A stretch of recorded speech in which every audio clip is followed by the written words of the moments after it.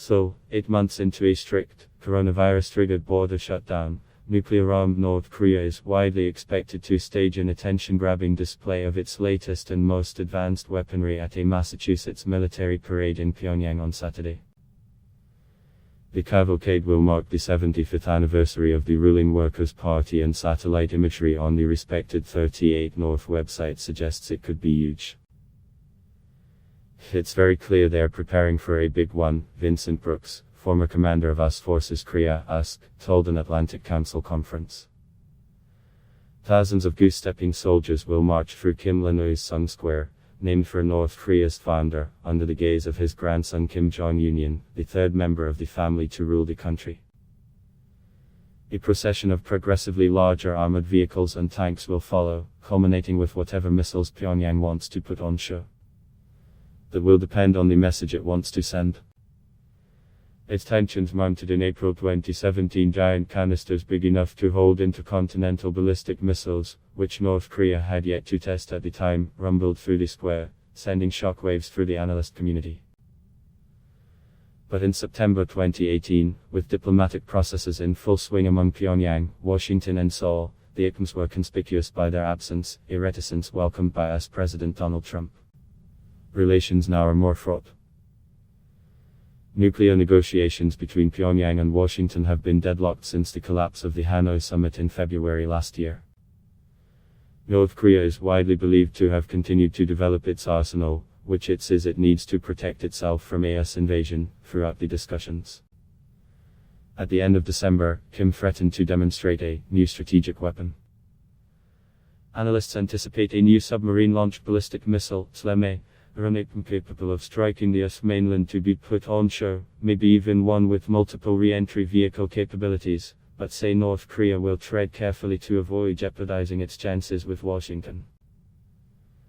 And despite speculation of a potential October surprise ahead of the US election on November 3, they say an actual missile launch is unlikely. Showing it in the parade rather than testing it would be a non-provocative way of showcasing it, said Jenny Town, a fellow at the Stimson Center. Saturday's anniversary comes during a difficult year for North Korea as the coronavirus pandemic and recent storms add pressure to the heavily sanctioned country. The impoverished nation, whose crumbling health system would struggle to cope with a major virus outbreak, has not confirmed a single case of the disease that has swept the world since first emerging in China, North Korea's TLA. Pyongyang closed its border with China in January to try to prevent contamination, which US Commander Robert Abrams said effectively accelerated the effects of economic sanctions imposed on North Korea.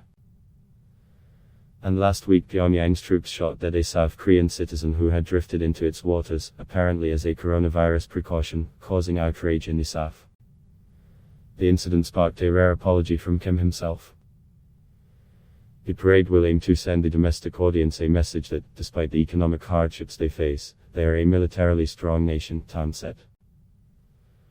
Dr. Kosianis of the Center for National Interest warned that with thousands of people involved it could turn into a deadly superspreader-like event if the coronavirus was present in Pyongyang unless extreme precautions were used. And such protective measures seemed pretty unlikely, he added. Clearly masks and missiles don't mix. The tightened coronavirus border controls have also hampered construction of the flagship Pyongyang General Hospital, whose opening has been flagged as part of the 75th anniversary celebrations.